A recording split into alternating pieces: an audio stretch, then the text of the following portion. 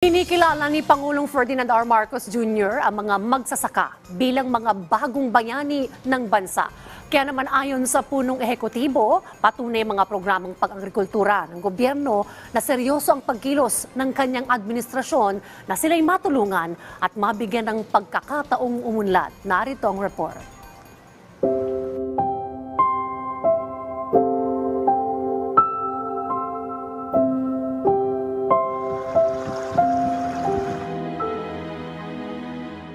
Sa likod ng makulay na pasilyo ng Bagos City, Negros Occidental ay ang kanilang ipinagmamalaking kasaysayan at relihiyosong mga kapistahan.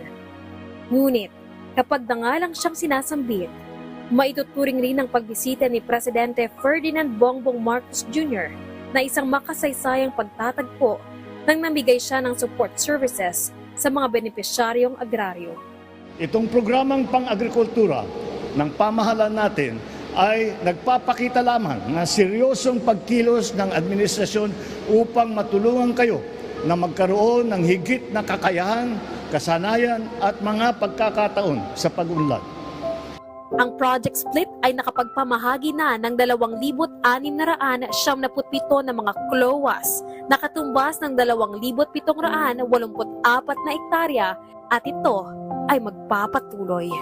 Kinikilala rin ng punong ehekutibo ang mga magsasaka bilang mga bagong bayani ng bansa para sa taong bayan. Isa na rito si Rolando Olaira Sr.